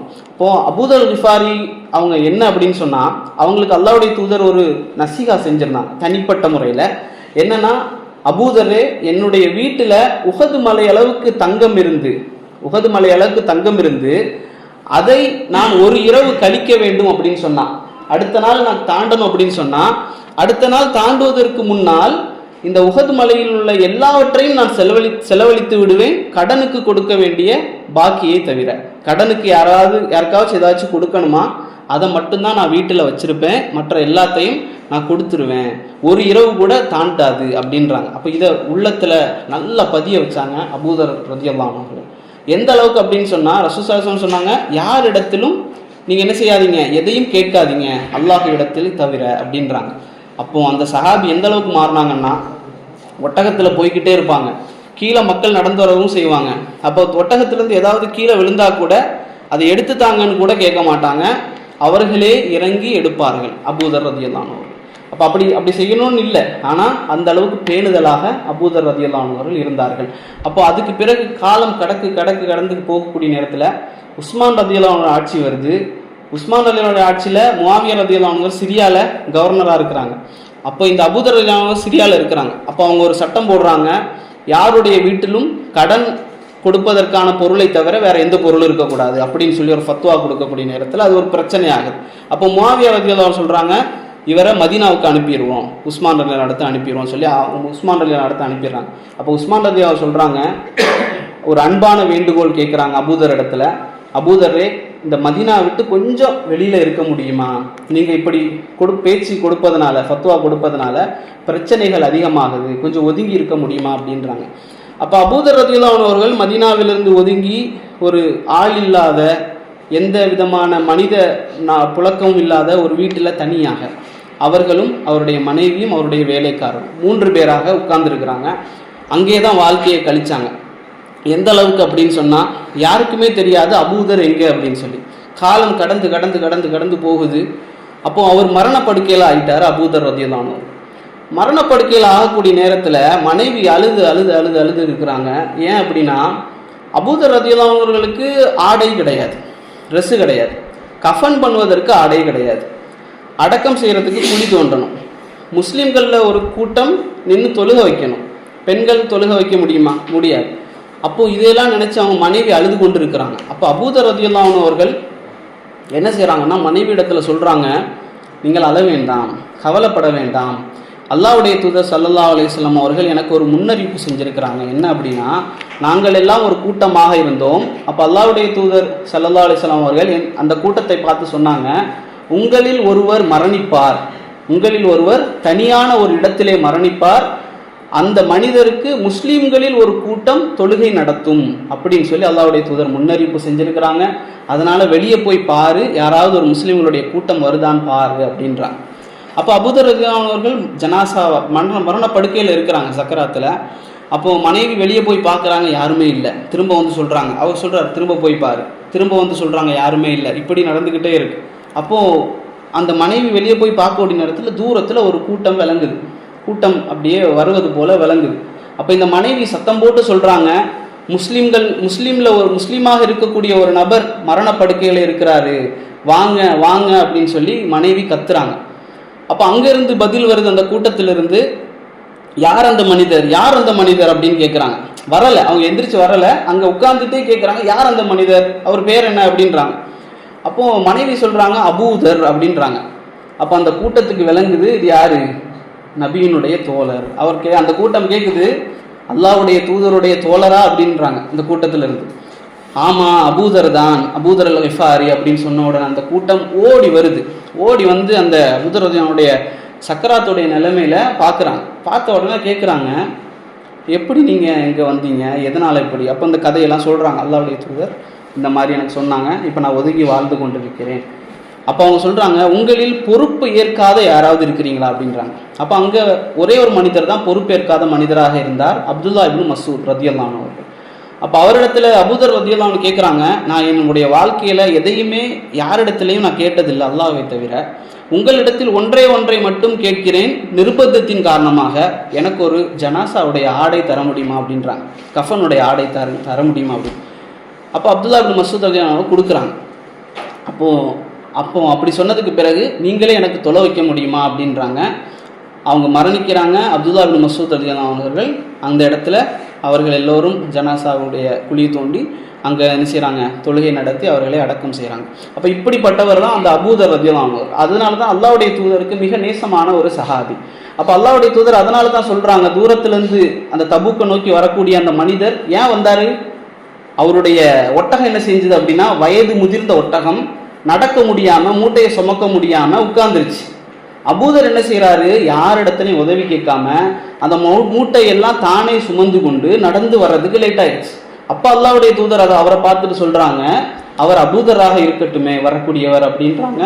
அபூதர் வந்தவுடன் அல்லாஹ்வுடைய தூதர் அவருக்காக துவா செய்கிறாங்க. அப்போ இது ஒரு சம்பவம், அபூதர் ரலியல்லாஹு அன்ஹு எப்படி வந்தார்கள் அப்படின்ற சம்பவம். அப்போ அல்லாஹ்வுடைய தூதர் அதில் ஒரு ஹதீஸை சொல்கிறாங்க, என்னன்னா, அபூதர் தனியாகவே நடப்பார், தனியாகவே மரணிப்பார், தனியாகவே எழுப்பப்படுவார் மறுமையில் அப்படின்றாங்க. அப்போ இந்த லெட்டர் எல்லாம் அனுப்பி லெட்டர் எல்லாம் வந்துருச்சு. அப்போ முஸ்லீம்கள் என்ன செய்கிறாங்க, தபூக்கில் இருந்து திரும்புவதற்கு ஆரம்பிக்கிறாங்க. திரும்ப ஆரம்பிக்கக்கூடிய நேரத்தில் முனாஃபிக்குகள் எல்லாரும் பேசுகிறாங்க. முனாஃபிக்குகளில் சில பேர் பேசுகிறாங்க, இந்த முஸ்லீம்களில் இந்த நபித்தோழர்கள் இருக்கிறாங்கல்ல, இவங்கள மாதிரி வயிறு முட்டை சாப்பிடக்கூடிய நல்ல தூங்கக்கூடிய மக்களை நான் இதுவரை கண்டதில்லை அப்படின்றாங்க. அப்போ இதை கேட்டுக்கொண்டிருந்த ஒரு சஹாபி என்ன செய்கிறாரு, இதை நான் அல்லாஹ்வுடைய தூதரிடத்தில் சொல்லுவேன் அப்படின்றான். ஓடி போய் அல்லாஹ்வுடைய தூதரிடத்தில் சொல்வதற்கு முன்பாகவே அந்த முனாஃபிக் ஓடி போய் அல்லாஹ்வுடைய தூதருடைய அந்த குதிரையினுடைய கைத்தை பிடிச்சிட்டு கெஞ்சுறாரு, யா ரசூலல்லாஹ், சும்மா சொன்னோம் யா ரசூலுல்லாஹ், விளையாட்டுக்கு சொன்னோம், சும்மா ஃபன்னுக்கு சொன்னோம் அப்படின்ற மாதிரி அந்த முனாஃபிக்கு என்ன செய்கிறார், அல்லாஹ்வுடைய தூதரிடத்தில் சொல்கிறார். அப்போ அல்லாஹ் ரப்புல் ஆலமீன் குர்ஆன்ல வசனத்தை இறக்குறான். சூரா தௌபாவினுடைய, அதான் சொன்னேன், சூரா தௌபா 9வது அத்தியாயத்தினுடைய 90வது வசனத்திலிருந்து தொடர்ச்சியாக வாசிச்சு பாருங்க. இந்த தபூக்குடைய யுத்தம் அந்த சம்பவங்கள் எல்லாமே வரும். அப்போ அல்லாஹ் குர்ஆன்ல வசனத்தை இறக்கி வைக்கிறான், நபியே அவரிடத்தில் கேளுங்கள், அல்லாஹ்வுடைய விஷயத்திலும் அல்லாஹ்வுடைய தூதருடைய விஷயத்திலுமா உங்களுக்கு விளையாட்டு, அல்லாஹ்வுடைய விஷயத்திலும் அல்லாஹ்வுடைய தூதருடைய விஷயத்திலும் வேதத்தினுடைய விஷயத்திலுமா அவர்கள் விளையாடுகிறார்கள், அவர்கள் அறிந்து கொள்ளட்டும், ஈமான் கொண்ட பிறகு அவர்கள் காஃபிராகி விட்டார்கள் அப்படின்னு சொல்லி அல்லாஹ்வுடைய தூதர் அவர்களுக்கு அந்த குர்ஆன் வசனத்தை ஓதி காட்டுறாங்க. அப்போ அல்லாஹ்வுடைய தூதர் ஸல்லல்லாஹு அலைஹி வஸல்லம் அவர்கள் திரும்புறாங்க, எங்க மதீனாவுக்கு திரும்புகிறார்கள். திரும்பக்கூடிய நேரத்தில் ஒரு சின்ன ஒரு சம்பவம் நடக்கு. ஒரு சஹாபி அடக்கம் செய்யப்படுறாங்க. அடக்கம் செய்யக்கூடிய நேரத்தில் அப்துல்லா இப்னு மஸ்ஊத் அவங்க அறிவிக்கிறாங்க இந்த செய்தியை, தூங்கி கொண்டிருக்கக்கூடிய நேரத்தில் நான் ஒரு மின்னல் போன்ற ஒரு ஒளியை கண்டேன், ஓடி போய் பார்க்கக்கூடிய நேரத்தில் அங்கே அல்லாஹ்வுடைய தூதர் ஸல்லல்லாஹு அலைஹி வஸல்லம் அவர்கள் அபூபக்கர், உமர், உஸ்மான் போன்ற சஹாபாக்கள் நின்று கொண்டு ஒரு மனிதருக்கு அடக்கம் செய்து தொழுகை நடத்தி கொண்டிருந்தார்கள். அப்போ அல்லாஹ்வுடைய தூதர் ஸல்லல்லாஹு அலைஹி வஸல்லம் அவர்கள் ஒரு துவா செய்தார்கள். அவருக்கு என்ன துவா? யா அல்லாஹ், இவரை நான் பொருந்தி கொண்ட நிலையில் இரவை அடைந்தார், நீயும் இவரை பொருந்தி கொள்வாயாக அப்படின்னு சொல்லி அல்லாஹ்வுடைய தூதர் அவருக்காக துவா செய்கிறாங்க. அப்துல்லா இப்னு மஸ்ஊத் ரலியல்லாஹு சொல்கிறாங்க, நான் அந்த ஜனாசாவாக இருந்திருக்க கூடாதா என்று நினைத்தேன் அப்படின்றாங்க. இப்போ இந்த சம்பவம் அதில் நடக்குது. அப்போ மதீனாவுக்கு திரும்பி வந்துட்டாங்க. அல்லாஹ்வுடைய தூதருடைய அதாவது என்ன சொல்கிறது பழக்கம் என்ன அப்படின்னா, ஒரு போருக்கு போய்விட்டு திரும்பி வந்தாங்க அப்படின்னு சொன்னால் மதீனாவுக்கு வந்தவுடன் மதீனாவுக்கு நுழைவதற்கு முன்பாக ஒரு பள்ளியில் அமருவாங்க. பள்ளியில் அமர்ந்து கொண்டு யார் யார் வரலை அப்படிங்கிறத கேட்பாங்க. ஏன் வரலைன்னு கேட்பாங்க. அப்போ இந்த பழக்கம் அல்லாஹ்வுடைய தூதரிடத்தில் இருந்தது. அப்போ கேட்கக்கூடிய நேரத்தில் அப்போது ஒரு மனிதராக வந்து காரணம் சொல்கிறாங்க முனாஃபிக்குகள், நான் அதுக்காக வரல, எனக்கு உடம்பு சரியில்லை, மனைவிக்கு உடம்பு சரியில்லை, பிள்ளைக்கு உடம்பு சரியில்லை, இதனால் வரல அப்படின்னு சொல்லி நிறைய பேர் வந்து சொல்கிறாங்க. அப்போது காப் இப்னு மாலிக், 3 முஸ்லீம்கள் நம்ம சொன்னோம் இல்லையா, காப் ரலியல்லாஹு அன்ஹு அவர்கள், அதாவது ஹிலால் இப்னு உமையா ரலியல்லாஹு அன்ஹு அவர்கள், முராரத் இப்னு ரபி, இந்த 3 பேரும் என்ன செய்கிறாங்க, முஸ்லீம்களுடைய தரப்புல இருந்து வரலை. அப்போ இந்த 3 பேருமே வந்து காரணம் சொல்கிறாங்க. ஆனால் அவங்க காரணம் உண்மையான காரணத்தை சொன்னாங்க. அந்த சம்பவம் அதுதான் அழகான சம்பவம். தபூக் யுத்தம்லேயே வந்து மிக முக்கியமான சம்பவம் வந்து இந்த காப் இப்னு மாலிக் ரலியல்லாஹு அன்ஹுடைய சம்பவம் தான். அப்போ இந்த காப் இப்னு மாலிக் ரலியல்லாஹு அன்ஹு அவர்கள் இந்த சம்பவத்தை யார்கிட்ட சொல்கிறாங்க அப்படின்னா, தன்னுடைய பேரனாக இருக்கக்கூடிய அப்துர் ரஹ்மான் ரலியல்லாஹு அன்ஹு இடத்துல சொல்கிறாங்க. ஹஃபீல், அதாவது தாபியன்கள் ஒருவர். அப்போ அப்துர் ரஹ்மான் இடத்துல, பேரன் இடத்துல சொல்கிறாங்க. அப்போது பேரர் சொல்கிறாரு, என்னுடைய உப்பா என்ன செஞ்சாங்க, கண் குருடான நிலையில் இருந்தாங்க. அப்போது நான் தான் அவரை பள்ளிவாசலுக்கு எல்லாம் அழைத்து சென்று விட்டு வருவேன், என்னுடைய உப்பா எனக்கு இந்த சம்பவத்தை சொன்னார் அப்படின்னு சொல்லி காப் இப்னு மாலிக் அந்த தபூக் யுத்தத்து நேரத்தில் அவங்க நடந்த சம்பவத்தை எப்படி சொல்கிறாங்க அப்படிங்கிறத பாருங்கள்.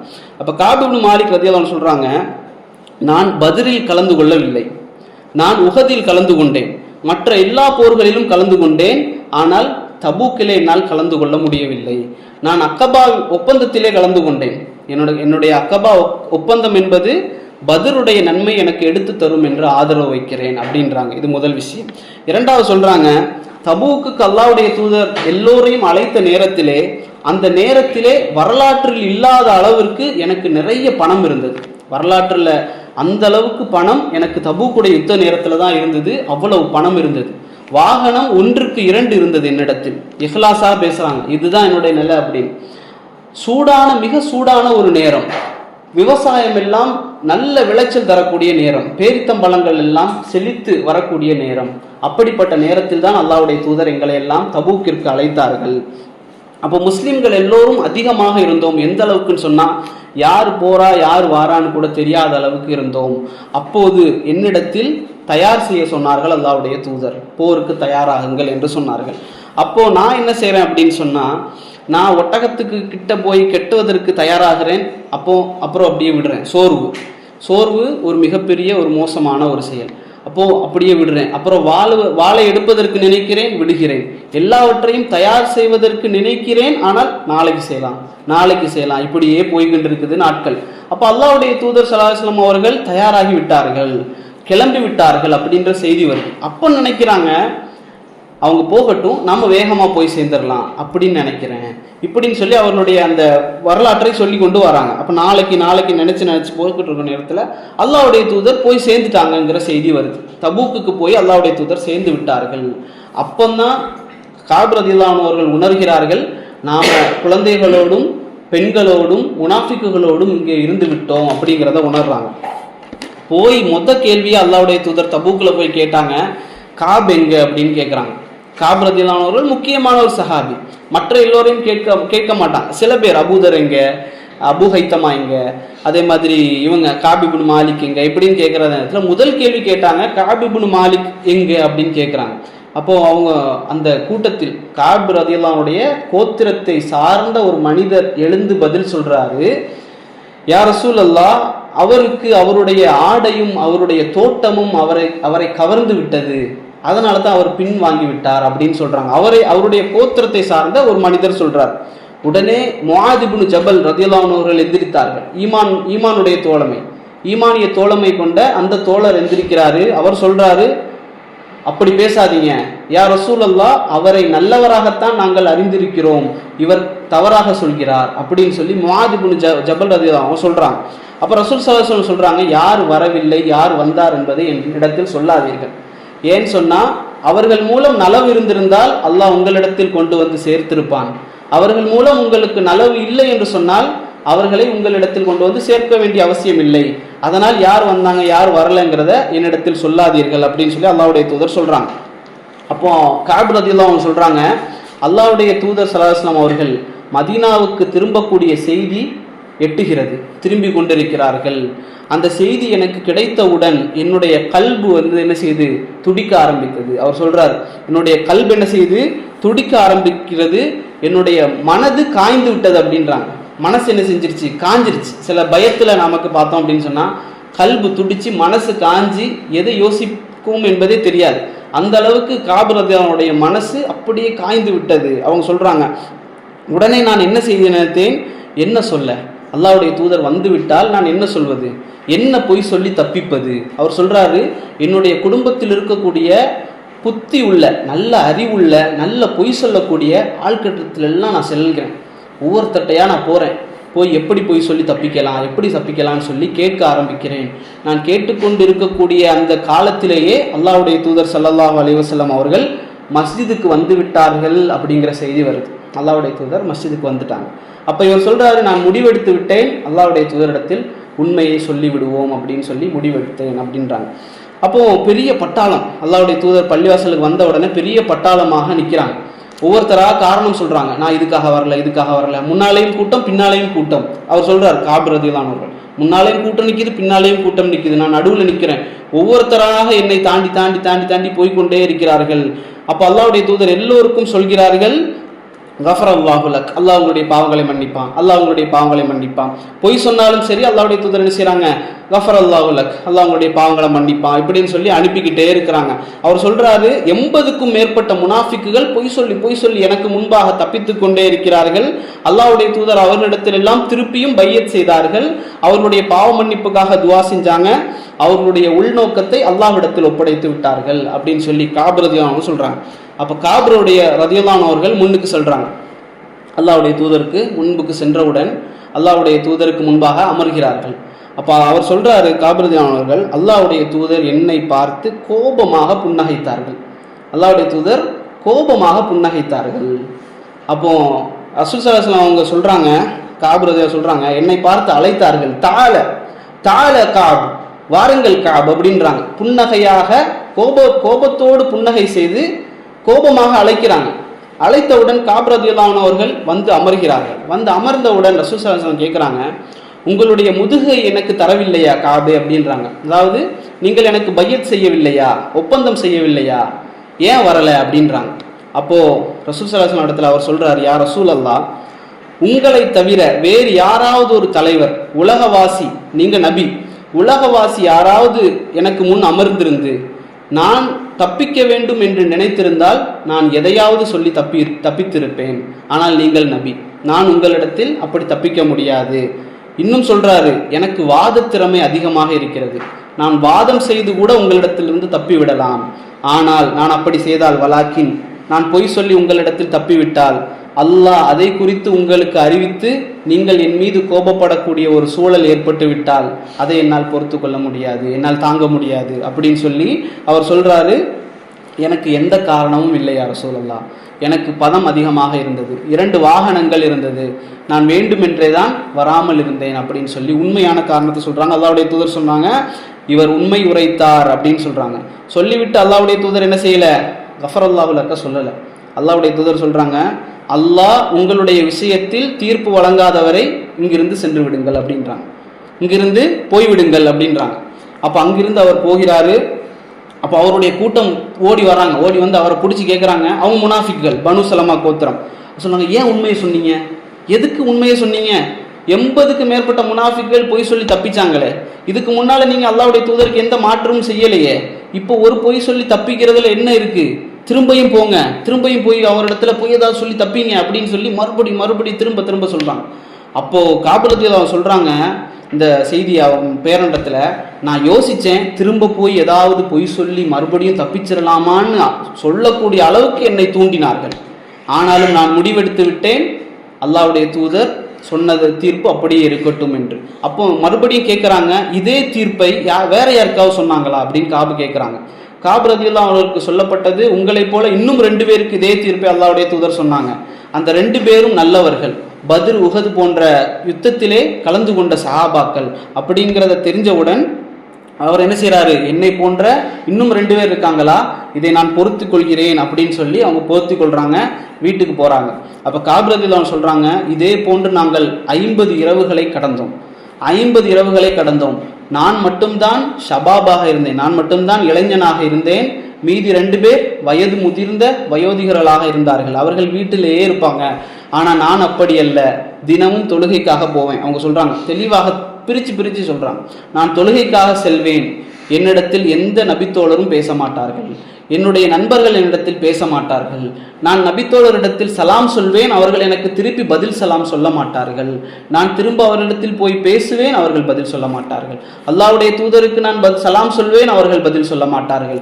தொழுது முடித்து உட்கார்ந்திருப்பேன், அல்லாஹ்வுடைய தூதரை நான் கண்ணால் அப்படி பார்ப்பேன், அல்லாஹ்வுடைய தூதர் என்னை பார்ப்பார்கள், நான் பார்த்து விட்டால் கண்ணை பணித்து விடுவார்கள். அவர் தெளிவா பிரிச்சு சொல்றார், அல்லாஹ்வுடைய தூதரை நான் பார்ப்பேன், அல்லாஹ்வுடைய தூதர் பார்க்காத மாதிரி கண்ணை திருப்பிடுவாங்க. அப்போ அந்த வேதனை என்ன செய்யறாரு காபு ரலியல்லாஹு அவர்கள் சொல்றாங்க. அப்போ அவர் சொல்றாரு, இப்படி இருந்து 50 இரவுகள் எனக்கு கடந்தவுடன் என்னால் தாங்க முடியவில்லை. நான் என்ன செய்தேன், என்னுடைய நெருங்கிய நண்பர், மிக நெருங்கிய நண்பர், அவரை போல நட்பு நான் வேறு யாரிடத்திலும் கண்டதில்லை, அப்படிப்பட்ட அபூ கதாதா ரலியல்லாஹு இடத்துல நான் போறேன். அவருடைய வீட்டுக்கு போய் தட்டுறேன், வீடு பூட்டி இருக்குது. வீட்டுக்கு மேலால ஏறி சாடுனேன் அப்படின்றார், வீட்டுடைய மதிலுக்கு மேலாக ஏறி பாஞ்சேன் அப்படின்றார். பாஞ்சு உள்ள போய் கேட்கிறார், சலாம் சொன்னேன், அவர் பதில் சொல்லவில்லை. அவரிடத்தில் நான் கேட்டேன், நான் அல்லாஹ்வையும் அல்லாஹ்வுடைய தூதரையும் விரும்பக்கூடியவனாக நீங்கள் கண்டதில்லையா அப்படின்றார். அவர் பதில் சொல்லவில்லை. 2வது முறையும் கேட்கிறேன், நான் அல்லாஹ்வையும் அல்லாஹ்வுடைய தூதரை விரும்புகிறேன், உங்களுக்கு தெரியாதா அப்படின்றார். அவர் பதில் சொல்லவில்லை. 3வது முறையும் கேட்கிறார், நான் அல்லாஹ்வையும் அல்லாஹ்வுடைய தூதரையும் விரும்புகிறேன் என்று உங்களுக்கு தெரியாதா அப்படின்றார். 3வது முறை அவர் பதில் சொல்றாரு, அல்லாஹு வ ரசூலுஹு ஆலம், அல்லாஹ்வும் அல்லாஹ்வுடைய தூதரும் தான் அறிந்தவர்கள் அப்படின்றாங்க. அப்போ இதை கேட்டவுடன் அவர் சொல்றாரு, எனக்கு கண்ணுல இருந்து கண்ணீர் வந்துட்டே இருந்துச்சு. கண்ணீர் வந்து நான் திரும்பி ஓட ஆரம்பித்தேன். என்னுடைய நண்பர் கூட என்னை புரிந்து கொள்ளவில்லையே, நான் இவ்வளவு காலமாக அல்லாஹ்வும் அல்லாஹ்வுடைய தூதரையும் நேசித்திருந்தேன், ஆனால் இவர் சொல்றாரு அல்லாஹ்வும் அல்லாஹ்வுடைய தூதரும் தான் அறிந்தவர்கள், எங்களுக்கு தெரியாது அப்படின்றாரு அப்படின்னு சொல்லி நான் திரும்பி ஓட ஆரம்பித்தேன். ஓடிய பிறகு மார்க்கெட்டுக்கு போறேன். மார்க்கெட்டில் போன உடனே சிரியாவிலிருந்து ஒரு மனிதர் அங்கு இதை வித்துட்டு இருக்கார், அரிசி கோதுமை போன்ற விஷயங்களை வித்துக்கிட்டு இருக்கார். அவர் என்ன செய்யறாரு, ஒரு லெட்டர் கொடுக்குறாரு காபு ரலியல்லாஹு இடத்துல. என்ன லெட்டர் அப்படின்னு சொன்னா, சிரியாவினுடைய அதிபர், சிரியாவினுடைய அரசர் என்ன செய்யறாரு, காபு ரலியல்லாஹு அவருக்கு லெட்டர் அனுப்புறாரு. லெட்டர் அனுப்பி அதை பிரித்து பார்க்குறாரு. சிரியாவினுடைய அதிபரிடத்திலிருந்து கடிதம், காபே, உங்களுடைய தோழர் அல்லாஹ்வுடைய தூதர், உங்களுடைய தூதர் உங்களோடு கடுமையான முறையில் நடந்து கொண்டார் என்ற செய்தி எங்களுக்கு வந்தது. உங்களுக்கு நெருக்கடியான ஒரு வாழ்வு ஏற்பட்டதாக நாங்கள் அறிகிறோம். நீங்கள் சிரியாவிற்கு வந்துவிடுங்கள், நாங்கள் உங்களை பார்த்து கொள்கிறோம் அப்படின்றார். இதை பார்த்தவுடன் என்ன செஞ்சாங்க தெரியுமா, காபு ரலியல்லாஹு அவர்கள் உடனடியாக அந்த லெட்டரை கிழிச்சு நெருப்பில் போட்டு எரித்தார்கள். நெருப்பில் போட்டு எரிச்சாங்க. இதுவும் ஒரு சோதனை தான், அல்லாஹ்வுடைய தூதரோடு தான் நான் இருப்பேன் அப்படின்றாங்க. அதற்கு பிறகு என்ன செய்யறாங்க, வீட்டுக்கு போயிட்டாங்க. வீட்டில் போய் அழுதுகிட்டு இருக்கிறாங்க. மறுபடியும் ஒரு அழைப்பு வருகிறது, காபே அப்படின்றாங்க, யாரோ ஒரு ஆள் வந்து. அவர் சொல்றாரு, மனையை விட்டு ஒதுங்குமாறு அல்லாஹ்வுடைய தூதர் சொல்றாங்க. வரிசையாக சோதனை. அப்போ ஒரு மனிதர் சொல்றாரு, மனைவியை விட்டு ஒதுங்குமாறு அல்லாஹ்வுடைய தூதர் சொல்றாங்க. அப்போ இவருக்கு வேதனை தாங்கலை. அவர் கேட்குறாரு, காபு ரலியல்லாஹு அவர்கள், தலாக் விடவா அல்லது ஒதுங்கி வாழவா அப்படின்றாங்க. இப்போ இவ்வளவு சோதனையான காலகட்டத்திலும் அல்லாஹ்வுடைய தூதருடைய வாக்கு என்ன, அவர்கள் சொல்லக்கூடிய செயல் என்ன அப்படிங்கிறத கேட்குறாங்க சஹாபாக்கள். அப்போ அவர் சொல்றாரு, இல்லை ஒதுங்கி வாழ சொன்னாங்க, தலாக் விட சொல்லலை. அப்போ மனைவியை பார்த்து சொல்றாங்க, நீங்கள் உங்கள் வீட்டுக்கு போயிருங்க, அல்லாஹ்வுடைய தூதரிடத்திலிருந்து செய்தி வந்ததற்கு பிறகு நான் உங்களை அழைத்துக் கொள்கிறேன் அப்படின்றாங்க. ஆனால் மற்ற 2 பேர் இருந்தாங்கல்ல, அவங்களுக்கு இந்த செய்தி போச்சு, மனைவியை விட்டு ஒதுக்குங்க அப்படின்னு. அப்போ அங்கே மனைவி 2 பேர் என்ன செஞ்சாங்க, உடனடியாக அல்லாஹ்வுடைய தூதர்கிட்ட போகிறாங்க. இவரை கவனிப்பதற்கு ஆள் இல்லை யா ரசூலல்லாஹ், இவரை விட்டு நாங்கள் ஒதுங்கிட்டா இவரை பார்ப்பதற்கு ஆள் இல்லை, அப்போ நாங்கள் என்ன செய்யறது? அப்போ அதுக்கு மட்டும் அனுமதித்தாங்க, நாங்கள் சேர மாட்டோம் பேச மாட்டோம். அப்போ அல்லாஹ்வுடைய தூதர் அனுமதி கொடுத்தாங்க. காபுக்கு அந்த அனுமதி இல்லை. அப்போ காபு ரலியல்லாஹு அவர்கள் மனைவியை விட்டு ஒதுங்கி இருக்கிறாங்க. அப்போ இது கூடிட்டே போகுது, சோதனை கூடிக்கிட்டே போகக்கூடிய நேரத்தில் ஒரு நாள் ஃபஜ்ருடைய காலை பொழுதுல ஒரு நல்ல ஒரு பணக்காரர் காபு ரலியல்லாஹு அவர்கள், அப்போது ஃபஜ்ருடைய நேரத்தில் வீட்டினுடைய மொட்டை மாடியில் அவர் சொல்கிறாரு, நான் நாற்காலி போட்டு அமர்ந்திருக்கின்றேன், அமர்ந்து கொண்டே வானத்தை பார்த்து கொண்டே இருக்கின்றேன். எனக்கு ஒரு சத்தம் கேட்கிறது, காபே அப்படின்னு சொல்லி ஒரு சத்தம் கேட்கும். அப்போ ஃபஜ்ரு முடித்து அவங்க உட்காந்து வானத்தை பார்த்துக்கிட்டு இருக்கக்கூடிய நேரத்தில் அவங்க எந்திரிச்சு பார்க்குறாங்க. காபே அப்படின்னு சொல்லி ஒரு சத்தம் கேட்குது. யா காப் அபிஷிர் அப்படின்றாங்க.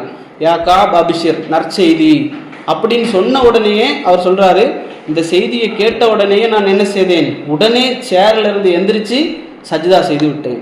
உடனடியாக சஜிதா செய்துவிட்டு அல்லாஹ்வுக்கு ஷுக்ர் செய்துவிட்டு அப்படியே கீழே இறங்கி வந்து வாசலை திறந்து கேட்டேன், என்ன விஷயம் என்பதாக கேட்டேன், என்ன செய்தி என்று. வந்து பார்த்து கதவை திறந்தவுடன் அறிந்து கொண்டேன், ஏதோ நற்செய்தி வந்திருக்கிறது. எல்லா நபித்தோழர்களும் குதிரையிலும் ஒட்டகத்திலும் ஓடி ஓடி வராங்க, ஓடி ஓடி வந்து கை கொடுக்குறாங்க, கட்டி பிடிக்கிறாங்க. நற்செய்தி நற்செய்தி, அல்லாஹ் ரப்புல் ஆலமீன் உங்களை பற்றி ஒரு நல்ல வசனத்தை இறக்கிவிட்டான், உங்களை தூய்மைப்படுத்தி ஒரு வசனத்தை இறக்கிவிட்டான் அப்படின்னு சொல்லி வந்து வந்து வந்து வந்து சொல்கிறாங்க. சொன்ன உடனே முதல் ஆளாக வந்து சொன்னவருக்கு என்ன செய்கிறாருன்னா, காபு ரலியல்லாஹு அவர்கள் போட்டிருந்த நல்ல ஆடை, அவர் சொல்கிறாரு, எனக்கு பிடித்தமான மிக உயர்ந்த ஆடையை கலத்தி கொடுத்து விட்டேன். சொன்ன அந்த முதல் ஆளுக்கு கலத்தி என்னுடைய விருப்பமான ஆடையை கொடுத்து விட்டு கூலிக்கு ஒரு ஆடையை வாங்கி நான் போட்டுக்கொண்டு அல்லாஹ்வுடைய தூதரை பார்ப்பதற்காக நடந்து போகிறேன். இப்போ அவர் சொல்கிறாரு, நான் வந்து மஸ்ஜித் நபவிக்குள்ளே போகக்கூடிய நேரத்தில் அல்லாஹ்வுடைய தூதர் தூரத்தில் அமர்ந்து கொண்டிருக்கிறார்கள். சுற்றி சஹாபாக்கள், முஹாஜிர்கள், அன்சாரிகள் எல்லோரும் அமர்ந்திருக்கிறார்கள். அப்போது இவர் வந்து சொல்கிறாரு, நான் நடந்து போய்கொண்டே இருக்கிறேன், மக்கள் எல்லோரும் என்னிடத்தில் வந்து வாழ்த்து சொல்கிறார்கள், ஆனால் என்னுடைய கண்களுக்கு யாருமே தெரியவில்லை, அல்லாஹ்வுடைய தூதரை போய் சந்திப்பதே எனக்கு நோக்கமாக இருந்தது. அப்போ போய்கொண்டே இருக்கக்கூடிய நேரத்தில் கிட்ட போயிட்டாங்க. கிட்ட போன உடனே அவர் சொல்கிறாரு, சுற்றி நிறைய பேர் இருந்தார்கள், வல்லாஹி அல்லாஹ்வின் மீது ஆணையாக தல்ஹா ரலியல்லாஹு அன்ஹு அவர்களை தவிர வேறு யாரும் என்னிடத்தில் எழும்பி வந்து எனக்கு சலாம் சொல்லவில்லை. ஏன்னா அந்த ஒரு மனிதர் தான் முஹாஜிர்களில், தல்ஹா ரலியல்லாஹு அன்ஹு மட்டும் எழும்பி வந்து என்ன செய்கிறாங்க, இவருக்கு சலாம் சொல்லி வரவேற்கிறாங்க சிரித்த முகத்தோடு. அப்போ சொல்கிறாரு, எனக்கு தல்ஹா மட்டும்தான் எனக்கு அந்த வரவேற்பை செய்தார், என் வாழ்வில் நான் அதை மறக்க மாட்டேன் தல்ஹாவிற்கு அப்படின்றாங்க. அப்போ அங்கே போய் உட்கார்றாங்க. அப்போ அல்லாஹ்வுடைய தூதருக்கு சலாம் சொல்கிறாங்க. அவர் சொல்கிறாரு, நபி ஸல்லல்லாஹு அலைஹி வஸல்லம் அவர்களுடைய முகம் மின்னியது, அவர்களுக்கு ஒரு நற்செய்தி வந்தாலே அல்லாஹ்வுடைய தூதருடைய முகம் மின்னும். அப்போ அதே போல் அன்றும் அல்லாஹ்வுடைய தூதருடைய முகம் மின்னியது. அவர்கள் சொன்னார்கள், என்னிடத்திலே காபே, உன்னுடைய தாய் உன்னை பெற்ற நாளிலேயே இதுதான் உனக்கு சிறந்த நாள், இந்த நற்செய்தியை நீ பெற்றுக்கொள் அப்படின்றாங்க. அல்லாஹ் உன்னை தூய்மைப்படுத்தி விட்டான் அப்படின்னு சொல்லி சொல்கிறாங்க. அப்போ உடனே இவர் சொல்கிறாரு, என்னுடைய தௌபா யா ரசூலல்லாஹ், என்னுடைய தௌபா, என்னுடைய முழு சொத்தையும் நான் அல்லாஹ்வுடைய பாதையிலே தர்மம் செய்து விட்டேன் அப்படின்றார். அப்போ அல்லாஹ்வுடைய தூதர் சொல்கிறாங்க, அப்படி அல்ல, கொஞ்சத்தை நீ வச்சுக்கோ அப்படின்றாங்க. அப்போது சொல்கிறாரு, ஹைபரில் கிடைச்ச அந்த கொஞ்சம் பொருளை மட்டும் நான் வச்சுக்கிறேன், மற்ற எல்லாத்தையும் நான் என்ன செய்கிறேன், தௌபாவிற்காக நான் அல்லாஹ்வுடைய பாதையில் கொடுத்து விடுகிறேன் அப்படின்னு சொல்கிறாங்க. அப்போது அதுக்கு பிறகு அல்லாஹ்வுடைய தூதரிடத்தில் ஒரு ஒப்பந்தம் செய்கிறாங்க காபு ரலியல்லாஹு அவர்கள். யா ரசூலல்லாஹ், நான் உண்மை பேசியதற்காக அல்லாஹ் என்னை தூய்மைப்படுத்தி வசனத்தை இறக்குகின்றான் என்றால், அவர் இவ்வளவு நாள் நடந்த சோதனையையும் கஷ்டத்தையும் அவர் மறந்து விட்டு அவர் என்ன செய்கிறாரு, அதை கிஃப்டாக நினைக்கிறார். இவ்வளவு நாள் பட்ட கஷ்டத்தையும் கிஃப்டாக நினைக்கிறார், அந்த ஒரு வசனத்தை கிஃப்டாக நினைக்கிறார். அவர் சொல்கிறாரு, நான் உண்மை சொன்னதற்காக எனக்கு அல்லாஹ் இந்த கிஃப்டை தந்திருக்கிறான் என்றால், இந்த பரிசை எனக்கு தந்திருக்கிறான் என்றால், என்னுடைய வாழ்க்கையில் இதற்கு பின்னால் உண்மையை தவிர நான் வேறு எதையும் பேச மாட்டேன் என்று உங்களிடத்தில் நான் ஒப்பந்தம் செய்கிறேன் யா ரசூலல்லாஹ் அப்படின்னு சொல்லி அல்லாஹ்வுடைய தூதரிடத்தில் ஒப்பந்தம் செய்கிறாங்க. அல்லாஹ்வுடைய தூதர் ஸல்லல்லாஹு அலைஹி வஸல்லம் அவர்கள் அதை ஏற்றுக்கொள்கிறாங்க. அதற்கு பிறகு தபூக்குடைய யுத்தம் என்பது அதோடு முடிகிறது. ஆனால் இது என்ன, தபூக் என்பது ஒரு யுத்தமே அல்ல, எந்த சண்டையும் நடக்கவில்லை, எந்த உயிரும் கொல்லப்படவில்லை.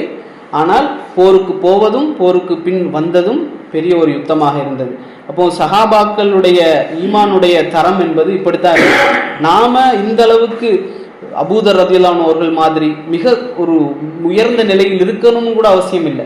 ஹலாலை ரொம்ப அதிகமாக பேணவும் கூட நம்மளால் அவசியம் இல்லை. ஆனால் ஹராமை செய்யாத ஒரு முஸ்லீம்களாக குறைந்தபட்சம் ஹராமை விடக்கூடிய ஒரு முஸ்லீம்களாவது நாம் இருக்கணும். அப்படி சஹாபாக்களுடைய வரலாறுகளிலிருந்து படிப்பினை பெறக்கூடிய நல்ல மக்களாக, அதன் மூலம் நம்மளுடைய வாழ்க்கையினுடைய காரியங்களை நற்செய்தியாக பெற்றுக்கொள்ளக்கூடிய மக்களாக அல்லாஹ் ரப்புல் ஆலமீன் உங்களையும் என்னையும் ஆக்கியருள்வானாக. ஹாதா மா இந்தி வல் இல்மு இந்தல்லாஹ் வ கூலு கௌலி ஹாதா வஸ்தக்ஃபிருல்லாஹி லி வ லக்கும். அஸ்ஸலாமு அலைக்கும் வரஹ்மத்துல்லாஹி வபரகாத்துஹு.